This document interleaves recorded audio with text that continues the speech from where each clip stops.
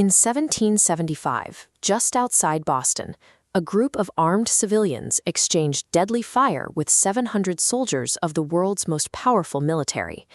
These colonists were actively engaged in a military conflict against their own government, yet most of them did not think forming a new country was the solution. They still proudly considered themselves British subjects. To understand how British forces ended up fighting their own citizens in the Americas, we have to rewind. Following Christopher Columbus's accidental discovery of the continent, a massive wave of Europeans crossed the Atlantic to explore these shores. By the late 1500s, the English monarchy watched their Spanish rivals pull vast amounts of gold and silver from the Americas. Looking to capture a piece of this wealth, the British established their first permanent colonial settlement in 1607, calling it Jamestown. This colonization came at the direct expense of the millions of people who already lived there. European diseases decimated native populations, and those nations bordering the settlements were pushed into warfare or forced to surrender their land to the expanding colonies. As the colonies grew, they required workers for their new plantations. Their answer was the forced importation of hundreds of thousands of people from Africa. Slavery drove the agricultural systems in the South and filled the industrial and domestic service industries in the North. The original British colonies operated as a highly profitable economic machine, relying on human exploitation and fractured, separate regional interests rather than a unified democratic project. By 1732, there were 13 distinct colonies. They were not coherent at all. They boasted different economies, held fierce prejudices against one another, and shared almost nothing beyond their British identity. This map shows how they were settled, strung out in isolation along the eastern coastline. Their strictly defined borders highlight exactly how separate these regions remained from each other. Then, in the 1750s, Britain and its American colonists fought a bitter war against France over the vast territories of North America. Britain won, seizing massive stretches of land. However, the King of England worried that if his colonists expanded into this newly acquired territory, it would trigger another expensive military conflict with the native populations. To prevent this, he established a proclamation line, ordering that the colonists could not push any further west. For a population eager for land, this was a direct obstruction of their westward expansion. Beyond the geographic restrictions, there was a financial crisis. The war with France had left Britain with massive debts.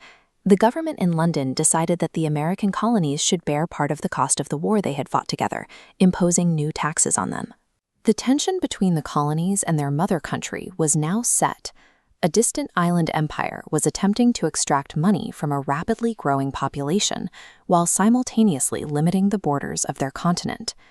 The hotspot for this growing anger was Boston. As the capital of the Massachusetts colony, the city was densely packed with independent thinkers who fiercely rejected the idea of external taxation. They refused to let men back in Britain tell them what to do. The situation spiraled quickly. In 1765, Boston residents rioted against the new British taxes. By 1770, the tension reached a breaking point when a group of British redcoats fired their weapons into a civilian mob, killing 5 people in what became known as the Boston Massacre. 3 years later, protesters boarded a ship at Boston Harbor and dumped 300 chests of tea overboard. In response to this protest over trade control, the British Parliament officially declared Massachusetts to be in a state of rebellion. That escalating military crackdown led directly to the violent confrontation outside Boston in 1775, leaving 8 colonists dead. It prompted the colonies to form an army led by George Washington. Yet even at this stage, they were not fighting for independence. That opinion shifted in January 1776, when Thomas Paine published a pamphlet calling for a total break from Britain and its king. The text was an instant hit, going the 18th century version of viral and completely rewiring colonial public opinion. In Common Sense, Paine posed a devastating question. He asked what sense it made for a small island to rule an entire continent. The push for independence arrived as a desperate, radicalized reaction to a military escalation, fueled by a viral piece of political writing. To make this separation official, representatives from all 13 colonies met in Philadelphia to sign this document. On July 4, 1776, they formally adopted the Declaration of Independence, finalizing their political break from Britain. But declaring a new country on paper doesn't force anyone to recognize it. The king's immediate response was to send 32,000 British troops to New York to crush the treason. Outgunned and facing annihilation, the Americans looked to Europe. The rebellion offered France and Spain a perfect opportunity to support a proxy war and strike a blow against their bitter British rival. Through 5 brutal years of combat, George Washington's military forces were kept afloat precisely because of the massive financial and military support pouring in from these European allies. This international alliance culminated at Yorktown in 1781. There, the combined forces completely surrounded the British army, forcing a total surrender. The defeat effectively ended the war, and it happened just 25 kilometers from where the British had established their first permanent settlement at Jamestown. Victory arrived through the strategic exploitation of global imperial rivalries, allowing the colonies to survive impossible odds by turning their local rebellion into a world-spanning conflict. Back in London, the British public and Parliament were exhausted. Tired of paying for a costly conflict and worried about losing other colonies, they simply decided to cut their financial losses and walk away. The resulting peace process was a messy divorce. The official painting commissioned to mark Britain's recognition of American independence remains unfinished because the British delegates were too ashamed of their defeat to even sit for the portrait. The revolution succeeded in securing the territory, but it left a critical vacuum. The initial government the colonists created was incredibly weak, and without a stronger structure, the newly freed continent likely would have collapsed into competing factions within a generation.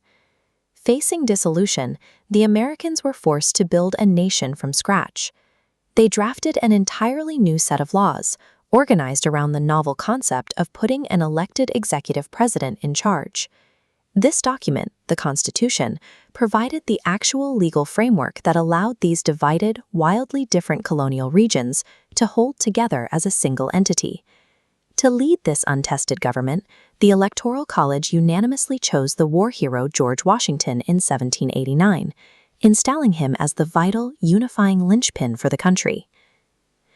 The complex legal engineering of 1789 provided the essential framework for a system capable of surviving centuries, effectively creating a country out of 13 separate and often conflicting colonies.